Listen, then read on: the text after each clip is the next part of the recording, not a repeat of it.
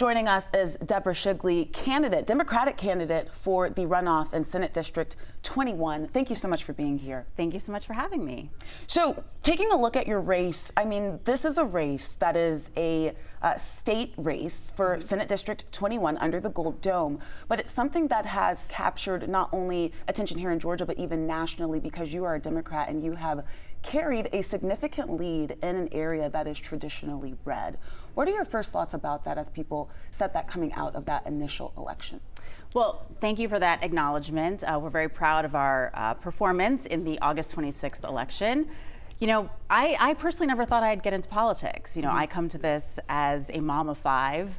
I have a background as an attorney and business owner.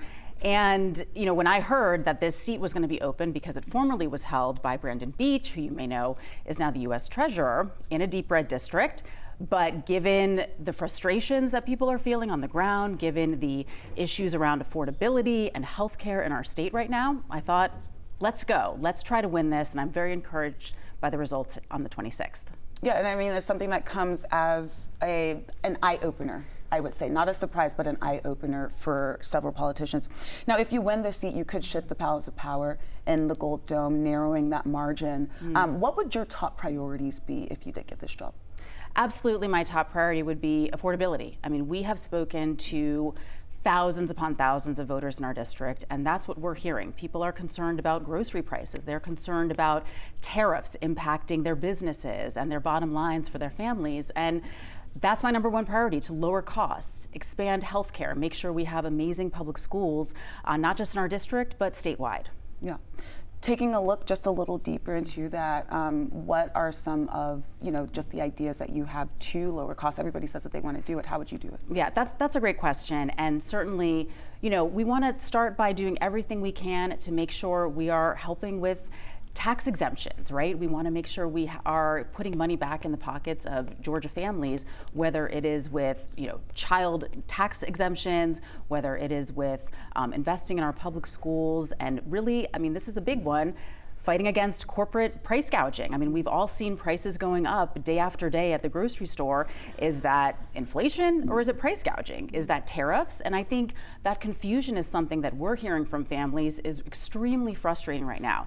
The chaos that's happening in the federal policies and how that is trickling down to our everyday lives and our everyday costs here in Georgia. Now, the reality is if you win this seat, you would have to work across the aisle to get some of this passed, correct? Some Republicans also say they want to lower the price of goods. Some have floated the idea of eliminating the state income tax. Is that something that you would get behind? It's an interesting proposal. Personally, I find that concerning for a few reasons. First of all, I mean, what do our federal income taxes, our state income taxes cover here in Georgia? A lot of huge line items, whether it is education, healthcare, policing, and our defense. If we were to cut this budget, that would make a big hole. If we were to cut the taxes, it would make a big hole in the budget. And, the saying goes, there's only two things that are certain: death and taxes. And so we know the government is going to get their money somehow. And so where is that going to come from? I imagine it's going to come from raising everyday costs. If you're paying $400 a week at the grocery store right now, you're probably going to be paying $600 or $800 because they will impose that as a sales tax on everyday goods in order to raise that revenue back. So it sounds okay in theory, but when you look into the brass tacks of where they're going to produce the same revenue holes from, it's probably going to raise costs on everyday goods for average families, and it also will impact, it's known as regressive, right? It will impact families that maybe are struggling a bit more with everyday goods costs than it will the wealthiest families. So I have deep concerns about whether that would be good for Georgia families. Can I ask you about your opponent that you will be running against in this runoff, Jason Dickerson? He and other Republicans, and he's not the first one to call Democrats this, but a lot of them say that Democrats are woke liberals. Are you a woke liberal? Well, it depends what you mean by woke, right? I mean, I think I am a mom, I'm an attorney, I am someone who is fighting for the people. I support lower costs, affordable health care. I support reproductive rights. I support fighting and standing up for the Georgians, the hardworking people in this district. So that's how I would label myself. And you would be coming into this seat obviously as a Democrat, replacing Brandon Beach. What do you think that you bring to the table that Brandon Beach missed the mark on? That's an interesting question. Certainly we come from very different backgrounds. I happen to be a mom of 5. I was an attorney, and my personal background, just to share, is I feel really a version of the new American story. I am the daughter of an immigrant. My dad came to this country from Jamaica when he was 3. He married my mom, who is a Jewish woman from Great Neck, New York, just 4 years after interracial marriage was legalized in this country. And they had us 3 daughters and raised us with the belief that in this country, if you have a great education, if you work hard, no matter what zip code you come from, everyone should have a fair shot and everyone can become successful. So that's really the background I bring, the values of fighting for hardworking families and making sure we're providing for the next generation here in Georgia so that they can thrive and that we are leading the country. I mean, we're 37th in our public schools. Like, we should be first. We could be first. We have a $16 billion budget that we're sitting on that we should be investing back into the people of Georgia because we've already paid it in our taxes. So that's the background I come from. Those are some of the things I would like to fight for, and that's who I'd be under the Gold Dome. And I'm glad that you brought up education, because that's something I wanted to ask you about as a mom, and you have kids in school, right? What's lacking right now? Not necessarily in your district, because we know out of the states there's different districts that are doing better than others. But let's take APS, for example, right? Where we have an issue with low reading scores. How could you work across the aisle to create some type of legislation to not only increase those scores, but get kids in the classroom in the first place? Well, a couple things that come to mind. I mean, first of all, the funding is an issue. So we are working right now with a very outdated funding formula statewide. I mean, I don't believe it's been updated since 1985, and you would think how much has changed in that time, and we should absolutely be expanding that so we could meet the moment and invest in our students to make sure teachers and classrooms have the full resources they need, especially at a time where there's so much talk about federal policies versus state policies. Well, now, as we're seeing looming potential cut of the Department of Education, we're seeing cuts to programs at the federal level. That really impacts school budgets here in Georgia. We do see those effects, and now are going to be functioning with less money at a lot of school county systems in this state. So that's one thing. I mean, the second thing too is I'm very concerned about some of the movements to further defund schools.